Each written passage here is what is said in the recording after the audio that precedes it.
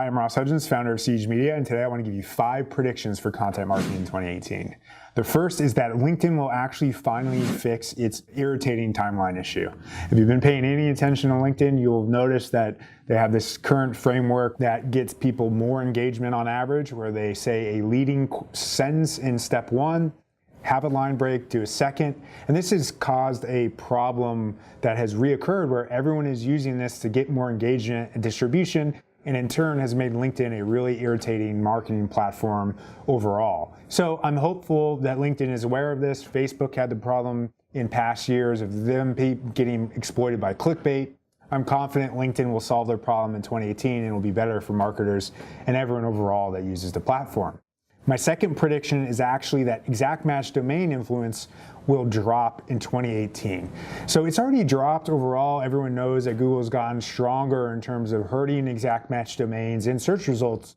But I'm confident that just generally, this is something that it just increases with time as more brands realize that they need to be a brand to compete on search results and also users as well. So anyone who's naturally using an exact match domain is by default creating a brand disadvantage for themselves. And everyone who has been not using an exact match domain has likely been building a brand advantage. And now that we know that Google obviously prefers brands, there's slow attrition and gains of being a brand that will outpace an exact match domain. And that's why I believe that as of now, according to Mozcast, the number is around 3.18% for exact match domains. I would believe it's around 2.75%. If you look at this next year, that around the percentage of search results that use exact match will be around that number of 2.75. My third prediction is actually that mobile infographics will start proliferating and becoming more popular. This is actually something we as a content marketing agency didn't really become attuned to until really the end of Q4 of this year. The idea of a mobile infographic is in essence creating 2 infographics, one the desktop version and then the second version that basically allows the infographic to scale down and still be really legible and engage with. This is generally it works because you create a framework such that it can be resized and moved down to the second line and basically be more narrow but still retain the initial idea of that main infographic. And it can be done if you just have the right coding in place such that if you say, if user is on mobile device instead of desktop, show this image instead of this one. This will create better engagement because the reality is most infographics for desktop have a really poor mobile experience because you have to pinch and zoom in order to engage with them, and they don't have a great user experience from that point of view. It might be a reason why they do worse. So if you create 2 versions, I think you'll do better overall, and I see that becoming popular in 2018.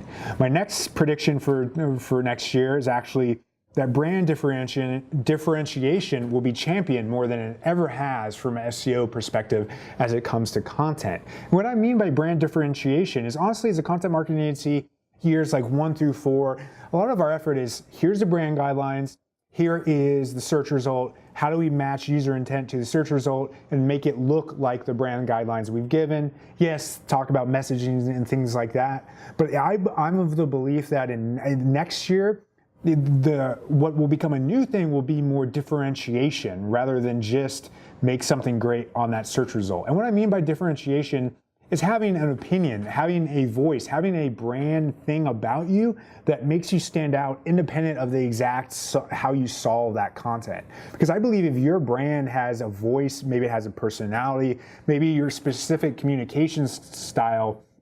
For example, I think of Redbubble, which is this really great e-commerce brand. If you go to their pages, you get these really personality-driven copy that solves for SEO, but on the same wavelength also reinforces their brand and differentiates them to the other people that have t-shirts too, but don't have that personality to come with it.